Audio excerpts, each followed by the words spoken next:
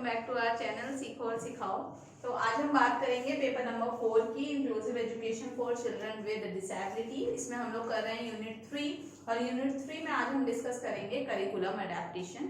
Curriculum adaptation क्या है, कैसे करिकुलम को अडेप्ट किया जाता है for the children with special need. तो सबसे पहले करिकुलम क्या है आप लोगों को पता ही है, हम कई बार डिस्कस कर चुके हैं। करिकुलम क्या है? करिकुलम एक ऐसी चीज है जिसके अंदर सारी चीजें लिखी होती हैं कि पूरे साल में हम बच्चों को क्या कराने वाले हैं, कौन सी एक्टिविटीज कराई जाएंगी, कौन से टीचिंग मेथड्स फॉलो किए जाएंगे, कौन सा कंटेंट कराया जाएगा, किस चीज में क्या क्या चीजें कराई जाएंगी, मतलब पूरे साल का पूरा सब कुछ लिखा होता है, वो हमारा करिकुलम होता है।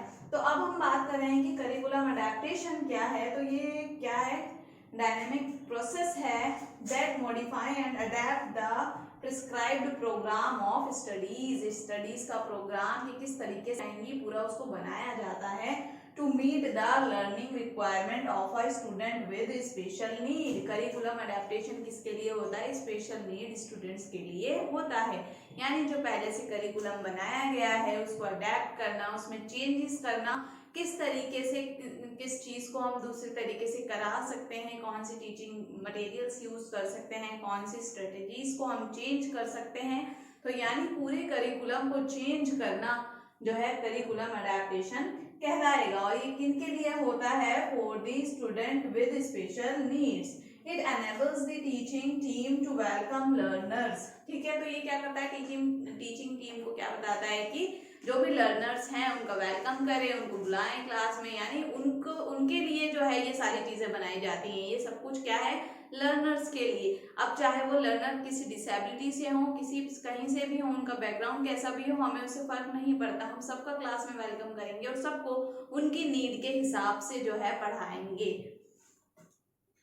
तो of all abilities and ensure that every student is challenged to learn. ठीक है, तो सभी स्टूडेंट्स को जो है इंक्लूड किया जाएगा और सभी को जो है एक साथ जो है समान रूप से शिक्षा दी जाएगी, क्योंकि इंक्लूजन का जो है मेन मकसद जो है और जो उसका मतलब है यही है कि एक छत के नीचे सभी बच्चों को एक साथ एक ही तरीके की शिक्षा देना, समान रूप से शिक्षा देना, जिसकी जैसी जरूरत है, जैसी नीड है, उसकी एजुकेशनल नीड है, उसको उसी तरीके से फुलफिल करना और जो वो सीखना चाहता है उसको वो सिखाना। तो करिकुलम अडेप्टेशन के बारे में अभी हमने देख लिया कि करिकुलम अडेप्टेशन क्या है। साथ ही अब हम देख लेते हैं करिकुलम अडेप्टेशन जो है, तो adaptation are changes which allow the student equal opportunity. Adaptation एक ऐसे चेंजेस हैं जो स्टूडेंट को अलाउ करता है उनके इक्वल अपॉर्चुनिटी की, यानी सभी को वो इक्वल अपॉर्चुनिटी देता है to obtain access result benefit and level of achievement. अब अडेप्टेशन के जो है 4 कैटेगरीज हैं, ये 4 चीजें आती हैं इसके अंदर। तो आइए उसको डिस्कस कर लेते हैं। Content, what the student need to learn. अब सबसे पहला क्या है? कंटेंट क्या होगा, क्या पढ़ेगा बच्चा। ठीक है, कंटेंट ऐसा होना चाहिए जो बच्चे की नीड के हिसाब से होना चाहिए। What the student need to learn, उसको क्या सीखने की जरूरत है। Student should be given access to the same core content. Teacher can vary the presentation of content, textbook, lecture, demonstration, taped text. तो क्या है, ये सारी चीजें इसके अंदर इंक्लूड की जाएंगी कि बच्चे को क्या सिखाना है, कैसे सिखाना है, टीचर उसको कैसे प्रेजेंट करेगी, कौन सा मेथड यूज करेगी, ये सारी चीजें इसके अंदर इंक्लूड की जाएंगी। अब इसके बाद हम देख लेते हैं कंटेंट के बाद क्या है। तो कंटेंट के बाद है हमारा प्रोसेस। तो प्रोसेस के अंदर क्या क्या चीजें आ जाएंगी? Activities in which the student engage to make sense of master the content. यानी जो कंटेंट उनको पढ़ाया जा रहा है उससे रिलेटेड हम एक्टिविटीज कराएंगे और उन एक्टिविटीज के थ्रू जो बच्चा जो है उसके उस सब्जेक्ट में या उस टॉपिक को लेकर उसकी कमांड हो जाएगी और जो है उस चीज को बहुत अच्छे से वो सीख जाएगा। अब इसके लिए क्या कौन कौन सी एक्टिविटीज करा सकते हैं? Scaffolding, flexible grouping, interest centre and encouraging an advanced learner to pursue a topic in greater depth। ठीक है, तो अलग अलग बच्चों के ग्रुप्स बना देना, कुछ अलग अलग इंस्ट्रक्शंस देना कि आप इसको इस तरीके से करो, ये एक्टिविटी करो, इसको ऐसे आप कर सकते हो, इसकी वीडियोस देख सकते हो, इसके लिए वर्कशीट बना सकते हो, इसको ड्रॉ कर सकते हो, या जो है हम किसी जो 3D मॉडल का यूज करके बच्चों को बता सकते हैं, या फिर हम कोई डेमो दे सकते हैं क्लास में। मतलब जो भी हम कर सकते हैं वो हम करेंगे। साथ ही साथ बच्चों के अलग अलग ग्रुप्स बनवा देंगे, अलग अलग उनकी नीड्स के हिसाब से उनको इंस्ट्रक्शन देंगे, उनको बताएंगे कि तुम जो है इसको ऐसे कर सकते हो या इस तरीके से करो, तो उनको ये चीजें बहुत अच्छे से क्लियर हो जाएंगी और वो टॉपिक उनको अच्छे से समझ में आ जाएगा। उसके बाद बात आती है प्रोडक्ट की। तो यहाँ पे क्या हुआ, प्रोसेस में हमने प्रोसेस करवाया कि वो चीज जो हमने कंटेंट में जो हमने सोचा था कि बच्चों को ये कराना है, इस तरीके से कराना है, उसके बाद क्या हुआ, प्रोसेस हमने उसको अप्लाई किया, अब हमने उसको करना शुरू किया, टीचर ने किया और बच्चों से करवाया। उसके बाद आ जाता है प्रोडक्ट, यानी जो हमने सीखा उसको जो है दिखाना या प्रेजेंट करना या कुछ करना। तो the culminating projects that ask student to apply and extend what they have learned, यानी जो बच्चों ने सीखा उसको अप्लाई करना, ये क्या कहलाएगा, प्रोडक्ट। प्रोडक्ट क्या होता है, जो हमने किया उसी को जो है अप्लाई करना, तो वही सेम चीज लर्निंग में आ गई, जो हमने सीखा उसको अप्लाई करना। Product should be provide student with different ways to demonstrate their knowledge as well as various level of difficulty, group और individual work and various means of scoring. ठीक है, तो अलग अलग तरीके से जो है इसको वो प्रेजेंट कर सकते हैं। कोई इंडिविजुअल आके प्रेजेंट कर सकता है। कभी कभी आप देखते हैं कि टीचर जो है क्लास में एक टॉपिक अच्छे से बताता है, उसको करके दिखाता है, फिर बच्चों को असाइनमेंट दे देता है घर के लिए कि बेटा आप जो है इस टॉपिक को आर्टिकल डिस्क्राइब करोगे, इसको बहुत अच्छे से प्रिपेयर करके लाना। तो बच्चे उसके मॉडल्स बना के लाते हैं, चार्ट पेपर्स बना के लाते हैं, या जो भी वो बना सकते हैं उसको बना के लाते हैं, क्लास में आके प्रेजेंट करते हैं। तो क्या है, वो प्रोडक्ट कर रहे हैं, जो उन्होंने सीखा टीचर से, जो टीचर ने जो बताया था उसको सीखा, फिर उसके बाद वो जो है उन्होंने क्लास में डिलीवर किया। तो ये सारी चीजें किसके अंदर आ जाएंगी, प्रोडक्ट के अंदर आ जाएंगी।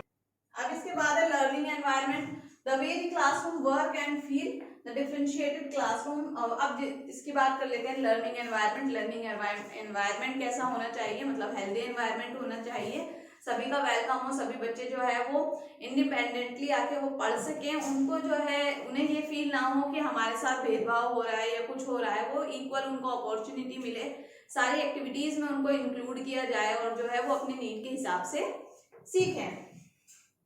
Which students can work quietly as well as collaborate with others। ठीक है, तो बच्चे क्या है, सीखेंगे चीजों को, या तो खुद सीखेंगे या फिर ग्रुप्स में सीखेंगे। Materials that reflect diverse cultures and routine that allow student to get help when the teacher is not available। यानी बच्चों को इस तरीके से सिखा देना कि अगर टीचर क्लास में नहीं भी है तो भी जो है वो उस चीज को कर पाए। ठीक है, ऐसा जरूरी नहीं है कि बच्चा सिर्फ टीचर के सामने उसको कर पा रहा है, अगर टीचर नहीं है तो उसके बाद भी उसको वो चीज आनी चाहिए, जो चीज हमने सिखा दी उसको लाइफ टाइम के लिए वो चीज याद रहनी चाहिए, लॉन्ग टाइम तक उसको याद रहनी चाहिए, टीचर के एब्सेंस में भी जो है वो उस चीज को कर पाए। तो ये क्या कहलाएगा, लर्निंग एनवायरनमेंट। अब करिकुलम एडेप्टेशन के अंदर क्या क्या चीजें आ जाती हैं, कंटेंट जो भी हमने पढ़ा, उसके बाद टीचिंग प्रोसेस कैसा होना चाहिए, बच्चे की नीड के हिसाब से होना चाहिए, इफेक्टिव होना चाहिए, इंटरेस्टिंग होना चाहिए, सारी एक्टिविटीज के अंदर चाहिए, किसी भी तरीके का बच्चों के साथ भेदभाव नहीं किया जाना चाहिए।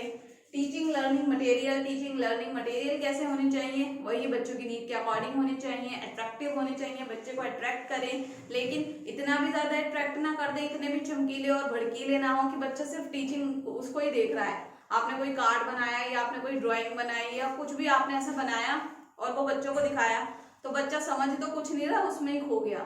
ठीक है, तो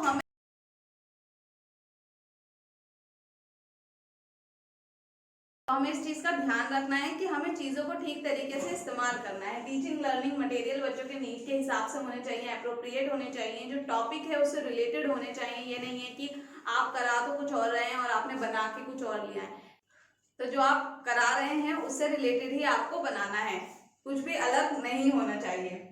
तो यही बात आ गई टीचिंग लर्निंग मटेरियल की, कैसा आपको बनाना है। अगर HI बच्चे हैं तो आप ज्यादा से ज्यादा यूज करेंगे, पिक्चर्स का यूज करेंगे। ठीक है, ऑडियो वाले जो एड्स होते हैं हमारे, उनका यूज नहीं करेंगे क्योंकि उसका उनको इतना कोई ज्यादा खास कोई फायदा नहीं है। और अगर हमारे विजुअली इम्पेयर्ड बच्चे हैं तो आप उनके लिए कौन से फ्लैश कार्ड्स कौन से टीचिंग लर्निंग मटेरियल यूज करेंगे, ऑडियो वाले, जिसको वो सुन सके, क्योंकि देख नहीं सकते लेकिन वो सुन सकते हैं। तो हमें उनके सुनने पे फोकस करना है और उसी चीज पे जो है उनको उनकी हैबिट बनानी है कि आपको सुनने पे ध्यान देना है और सुनकर चीजों को समझना है।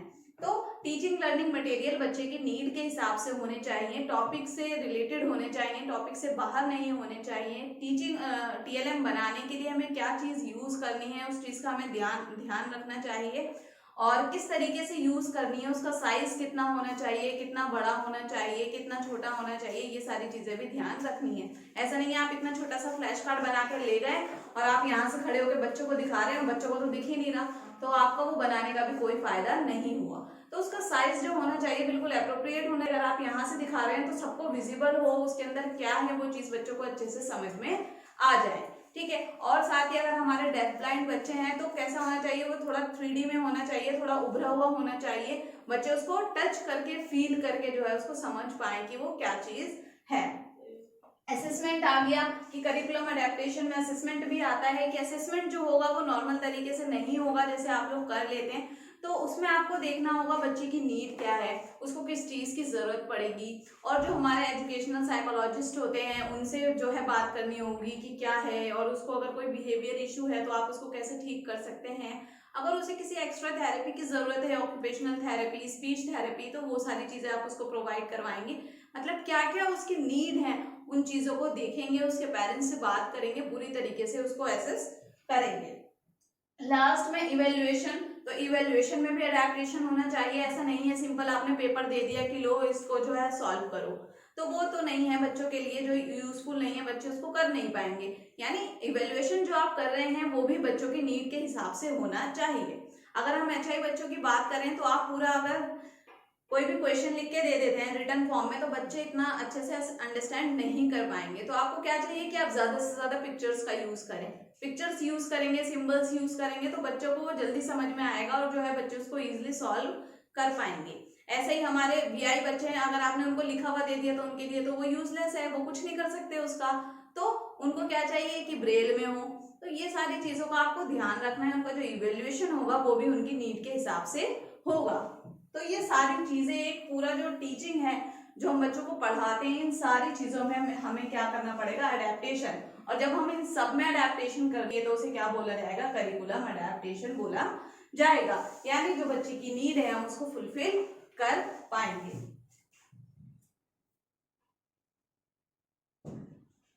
अब देखिए teacher use a number of techniques to help develop inclusive classroom. अब जो टीचर है वो इंक्लूसिव क्लासरूम में बच्चों की जो है अलग अलग टेक्निक यूज करती है बच्चों के लिए, तो वो क्या है वो कुछ हम देख लेते हैं। Using games design to build inclusion, ठीक है, अलग अलग गेम्स बनाना इंक्लूजन के लिए। इंक्लूजन का मतलब आप लोगों को पता ही है, एक ही छत के नीचे अलग अलग तरीके के बच्चे एक साथ बैठकर जो है वो शिक्षा प्राप्त करते हैं। तो ऐसा गेम जो है वो चूज करना जो सभी बच्चे खेल पाए, सब उसमें इंक्लूड हो पाए। ऐसा नहीं है कि 4 बच्चे आ गए और 2 बच्चे कह रहे हैं कि हम तो वो कर ही नहीं सकते, तो वो चीज गलत हो जाएगी। तो आपको गेम ऐसा चूज करना है कि सब बच्चे खेल पाए। Involving student in solving problem, कोई भी प्रॉब्लम दे दी बच्चों को और बच्चों को कहा आपको ये सॉल्व करना है, तो बच्चे आपस में ग्रुप बना के या पेयर्स में उस चीज को डिस्कस करेंगे और उस प्रॉब्लम को सॉल्व करेंगे। अब इससे फायदा क्या होगा कि बच्चों की जो कम्युनिकेशन स्किल्स हैं वो डेवलप होंगी, बच्चे मोटिवेट होंगे, एक दूसरे से सीखेंगे और उनका कॉन्फिडेंस जो है वो बढ़ेगा। Sharing songs and books that teach inclusion, ऐसी बुक्स और ऐसे सॉन्ग्स जो है बच्चों के साथ शेयर करना जो इंक्लूजन को बताते हैं। यानी ऐसी पिक्चर्स या फोटोज या बुक्स या स्टोरीज बच्चों को दिखाना जिसमें हो कि हाँ ये इंक्लूजन सेटअप था, यहाँ पे सभी तरीके के बच्चे थे, सब तरह के लोग थे, इन्होंने साथ में मिलकर कोई चीज सीखी और एक जो है किसी चीज को अचीव किया। तो यानी बच्चों को मोरल भी मिला लास्ट में और बच्चों ने उस चीज से सीखा। तो इससे क्या होगा, बच्चों में आपस में जो है प्रेम और सहयोग की भावना जो है वो पैदा होगी। Openly dealing with individual differences by discussion, ठीक है, तो बच्चों से एक एक बच्चे से डिस्कस करना या बात करनी कि हाँ कहाँ पे दिक्कत आ रही है देखना, मतलब इंडिविजुअल डिफरेंस को ध्यान में रखते हुए सारी चीजों को करना है आपको। साथ ही assigning classroom jobs that involve all student in spite of differences, ठीक है, बच्चों को क्लास में कोई भी आप कोई चीज दे रहे हैं कि बेटा तुझे ये करके लाना है, तुझे ये करके लाना है, तुझे ये करके लाना है, तो इससे क्या होगा, बच्चे क्लास में जो है इंगेज रहेंगे, साथ ही बच्चों को लगेगा कि हाँ मैं भी क्लास का एक पार्ट हूँ, मैं भी एक रिस्पॉन्सिबल हूँ और जो है मुझे भी ये वर्क मिलता है, तो उसको ध्यान लगा के उस चीज को करेंगे और जो है आगे आगे की चीजों के लिए वो क्या होंगे, मोटिवेट भी होंगे और साथ ही उनका कॉन्फिडेंस भी डेवलप होगा। Teaching student to look for ways to help each others, ठीक है, और बच्चों को इस तरीके से टीच करना कि वो जो है एक दूसरे की क्या कर पाए, हेल्प कर पाए। Communicate regular with parents and care giver, और जो केयर गिवर है उनसे रेगुलर बेसिस पे कम्युनिकेट करना कि मैंने ये चीज कराई थी, घर पे करता है नहीं करता, आपको घर पे क्या प्रॉब्लम्स आती हैं, कोई चीज बच्चे को नहीं समझ में आई है या बच्चा आपसे कुछ कहता है कि मुझे ये चीज नहीं समझ में आई, तो मतलब पेरेंट्स के साथ जो है वो अपना कांटेक्ट बना के रखना, डेली बेसिस पे जो है उनसे बात करना, पूछना। और साथ में अगर बच्चा पेरेंट्स के साथ नहीं रहता तो ज्यादा समय घर पे किसके साथ बिताता है, तो उसके कांटेक्ट में रहना और उसके टच में रहना और बच्चे के बारे में पूछना। Seek support from other special education teacher, और अगर कोई दूसरे टीचर्स हैं जिनके साथ बच्चा रहता है या स्टडी करता है या कोई दूसरी टीचर भी उसको पढ़ाती है तो उससे भी बात करना, उनसे भी देखना कि वो दूसरे सब्जेक्ट में कैसा है, दूसरी एक्टिविटीज में कैसा करता है, और जो गेम्स हैं या और जो अलग अलग एक्टिविटीज हैं क्या वो उसमें इन्वॉल्व होता है या नहीं, और उन एक्टिविटीज को, उन गेम्स को वो किस तरीके से जो है कर पाता है, और अगर उसको प्रॉब्लम आती है तो कहाँ प्रॉब्लम आती है, कैसे प्रॉब्लम आती है, और उसको सॉल्व करने के लिए आप क्या कर सकते हैं, ये सारी चीजें देखना। तो इसी के साथ हमारा आज का सेशन यहीं समाप्त होता है। आशा करती हूँ कि आपको आज का सेशन बहुत अच्छे से समझ आया होगा। तो जाते जाते नीचे डिस्क्रिप्शन में हमारा टेलीग्राम का लिंक है, तो उस लिंक पे क्लिक करके हमारे ग्रुप को ज्वाइन कर लीजिएगा। वहाँ आपको सभी नोट्स और जो भी इंपॉर्टेंट क्वेश्चंस है वो वहाँ पे मिल जाएंगे। तो आज के लिए बाय बाय। अब हम मिलेंगे हमारी नेक्स्ट वीडियो में।